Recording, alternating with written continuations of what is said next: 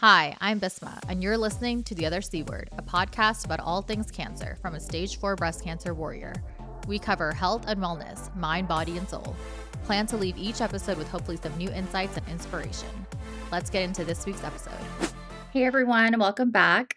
If you're watching here on YouTube, you can see my setup is a little bit different. I actually just got to Austin, and we'll talk a little bit more in this episode on why I'm down here and why or how I made that decision to come down here to start my treatments. I wanted to record this episode now, even though I don't have my equipment here, and hopefully the volume and lighting is somewhat okay, but I want to capture this journey as much as I can in real time and really be able to give you like the raw, vulnerable emotions as I'm going through them. And so that's why I wanted to sit down and go ahead and record this now. I am down in Austin because I've decided to do my chemo treatments down here. I basically went to 4 different cancer centers and oncologists over the last 2 months. UCSF, which is where I was getting treated, City of Hope, where my old oncologist moved to, MD Anderson down in Houston, and Texas Oncology here in Austin. So I've been doing that over the last 2 months.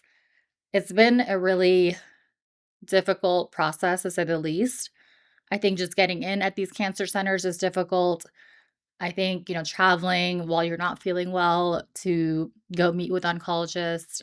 Every oncologist has like their different way of speaking and providing care and also offering up different lines of treatments and different sequencing of treatments. So it's really been an overwhelming process, but I'm happy now to be at the end of it and to have a decision made. So if you guys have been following me on my Instagram, I've been kind of giving the play by play as things have been happening. But if you haven't, just to give you a recap of what's happened. So I was stable on a treatment called olaparib for the last 16 months. I had a CT scan done at the end of July, and that scan showed that my bones were stable, my liver lesions were gone, but something new popped up. In the pleura, which is the lining of my right lung, there was fluid buildup. And so that was the cause for concern. We did a PET scan next, and the PET scan did light up in that area of the pleura, which does indicate that there's likely cancer there. We then did a cytology or like a biopsy, liquid biopsy of that fluid, and that did come back to be positive for breast cancer. What they also did in that is they tested the receptors. So when I was first diagnosed, my cancer was estrogen positive, progesterone positive, and HER2 negative/low, but really considered like a traditional hormone positive breast cancer. When they did the testing of this fluid in the pleura of my lung, that came out to be triple negative. So the hormone receptors are gone, estrogen's gone, progesterone's gone, the HER2 is still gone/low. And so it's not common that that happens. I think it happens in about 10 to 15% of breast cancer cases where the receptors change. And a triple negative breast cancer is considered to be more aggressive and one of the most aggressive forms of breast cancer.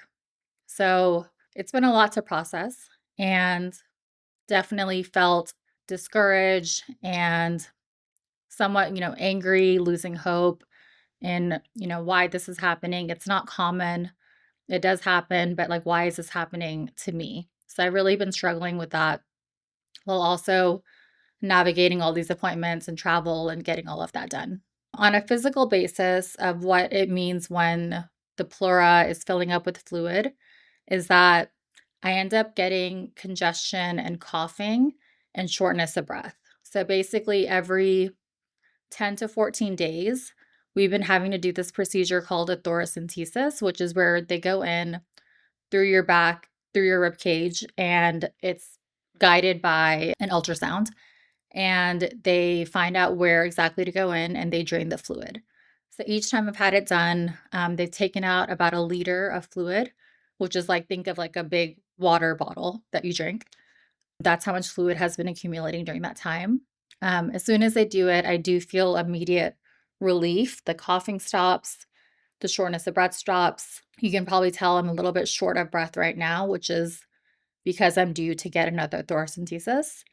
So you can just I can just feel that there's fluid in there.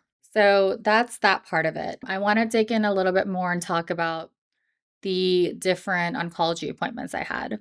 So UCSF, I will say, was pretty slow in making movements on what to do. The end of July, we're at the end of September now, so it's been 2 months to really get a treatment plan from them. I think that's just like being a part of a larger cancer center. They're having so many patients. You're kind of just like one of the patients that they have, and it's not necessarily, at least I didn't feel like I was getting super concierge care there. My doctor gave a few different options for chemo on what to do next. One was an oral chemo, and then 2 were IV chemos. And they did this test called a PDL1, which determines if you can get immunotherapy alongside your chemo. UCSF dropped the ball, and the pathology department didn't send off the sample for a long time. And so that was really the delay that got us to 2 months of not being able to get that test back. The test did come back. It came back positive, and it means that alongside chemo, I can do immunotherapy, and my score came back pretty high on the immunotherapy test. So hopefully I will be one of like the long tail survivors, beneficiaries of getting immunotherapy. That's the goal. I also, during this time, consulted with my doctor, my old oncologist. She's now at City of Hope in SoCal. And she had some new data from a trial that was suggesting that there's a chemo that is typically used in later lines of triple negative breast cancer, but they brought it up to first line in a trial and paired it with immunotherapy, and it's showing really positive results, and it's performing better than the standard of care right now. So she's the one that came up with that idea and shared that data with me. And so that was really helpful to hear. Then I had gone down to MD Anderson in Houston, and we were very lucky that we were able to get in there. We have some friends that are connected to the hospital and were able to get us in right away. And so I went down there. My whole family met me there, which is really welcoming and nice. My husband was there as well. And I was hoping for really like something out of the box and like new clinical trials. And they kind of just came at us with standard of care options.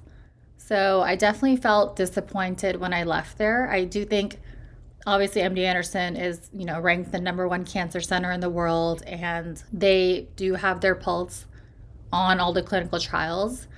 It was just disappointing to hear that, I wasn't a candidate for them, and, they wanted to do standard of care. So I literally left there with they gave me 2 printouts. One was one chemo option, one was another chemo option, depending on my immunotherapy results.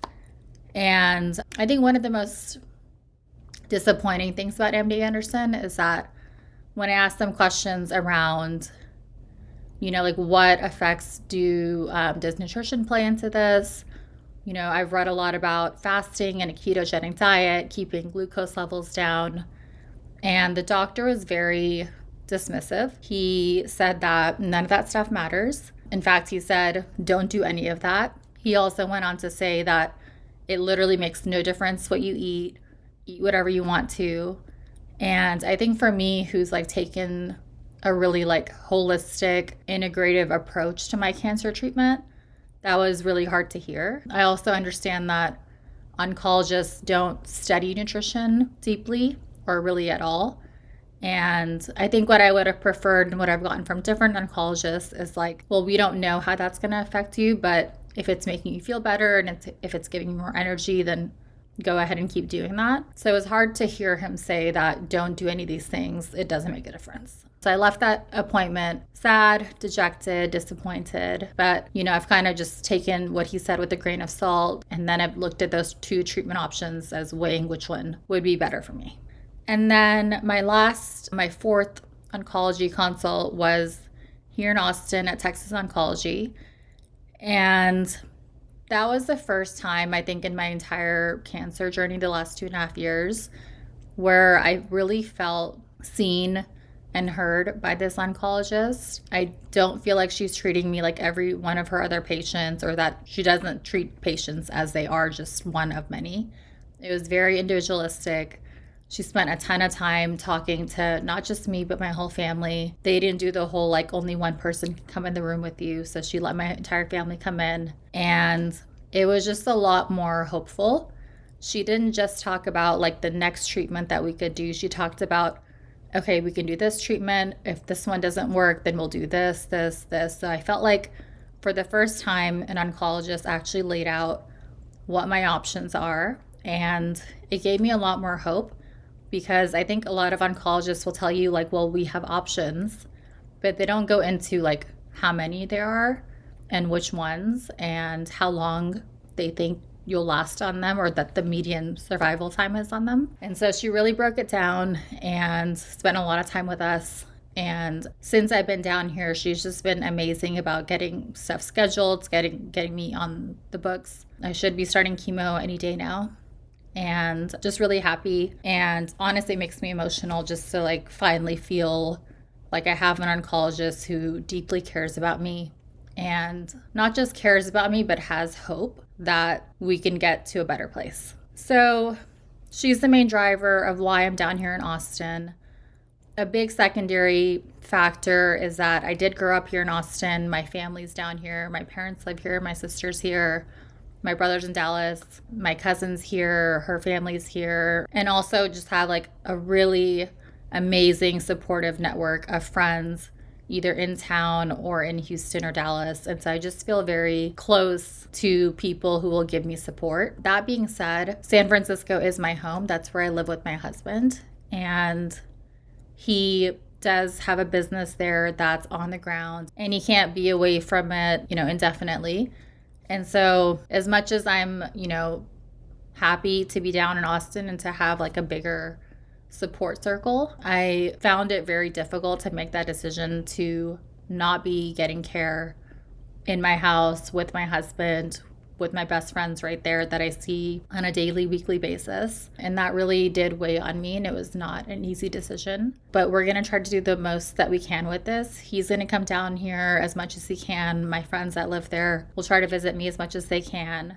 And I think with that, combined system, like we can hopefully get to a place where I have all the people around me that love me and that I love and that I want to be around. But it definitely was and is a trade-off, and it's not easy. I've already been really missing being there since I've been here for a couple of days. But I do feel like having family and a big support network of friends will hopefully play into my healing. And I do think a big part of like an integrative approach is, calming things like your nervous system and doing everything you can holistically. And I hope that while I'm down here, I feel a lot more calm. I feel a lot more loved for, and I get more touch points with family and friends. And I hope all of that will play into my healing. All right, so chemo is starting soon. I finally feel like, we got to the point where we decided which chemo we're doing, and we have a game plan. And so that anxiety that's been building up for 2 months of like, what are we going to do? Which one is it going to be? Is finally dying down now. But I think now the reality of starting chemo is what is really settling in. If I have to be completely honest, my biggest fear is losing my hair. If you guys know me personally or you've seen me on social media, like I always have my hair done. It's a big part of my life. It's a big part of my identity. And I think losing my hair is going to be the most emotional part of this. And I don't really know how I will handle it and how much it's going to hit me. But I am trying to like mentally prep myself for it. I've already started looking into different options for, wigs, scarves, things like that to help with that. But it's definitely something that's going to weigh heavily on me. The other big thing I'm, for sure concerned about are side effects of chemo. So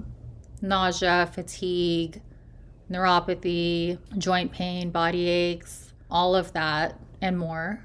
And, for the last 16 months while I was stable on this treatment, I was actually feeling really good.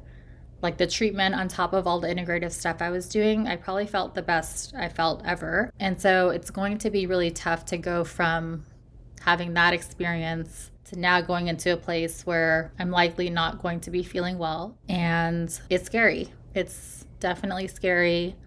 I've done my research on what to expect. I don't think you ever really know what it's going to be like until you go through it. But one thing I will say, I think one of the main reasons I did so well on past treatments is because I was taking such good care of my health otherwise. And I definitely want to continue to do that during chemo. If you asked me that a few weeks ago, I had a very different response.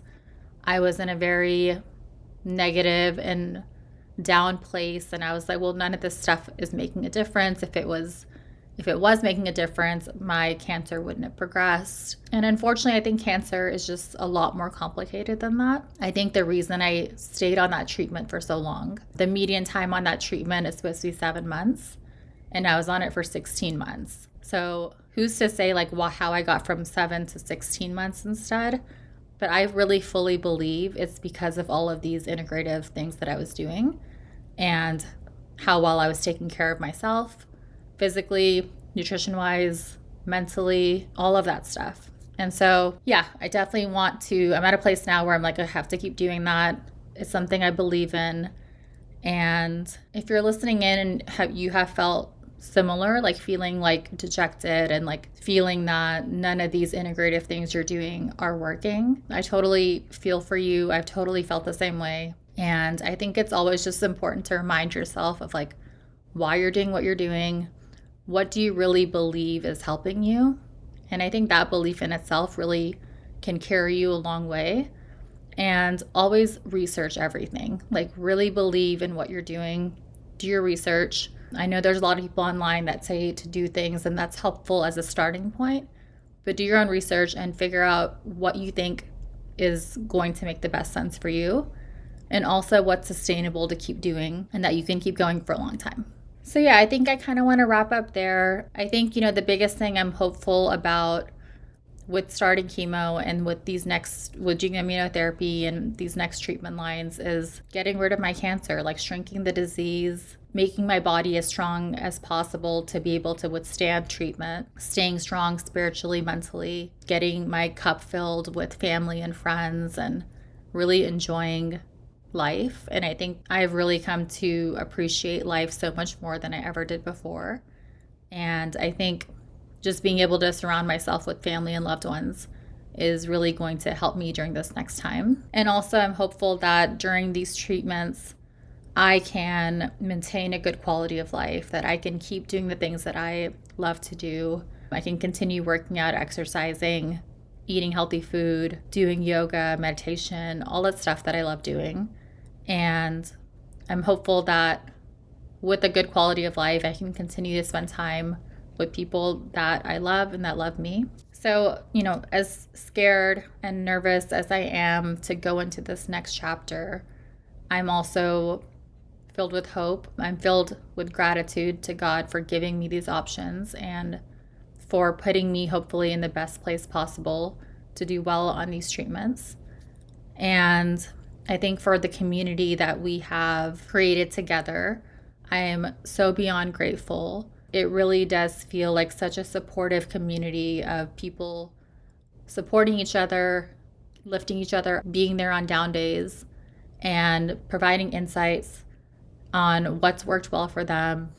And I think all of that is amazing, and I'm so grateful for everyone who is a part of this community. And I hope that we continue to share with each other and build each other up during this time. And as I said in the beginning, I want to share as much of my journey to help others real time as much as I can. So on Instagram, that's the main place that I'll be sharing all of that, and through this podcast. So please continue to follow, and thank you guys for being on this journey with me. Thanks for listening to The Other C Word, hosted by Bismilology. New episodes drop Mondays. Connect with me on socials at Bismilology, and let's all learn, grow, and inspire each other.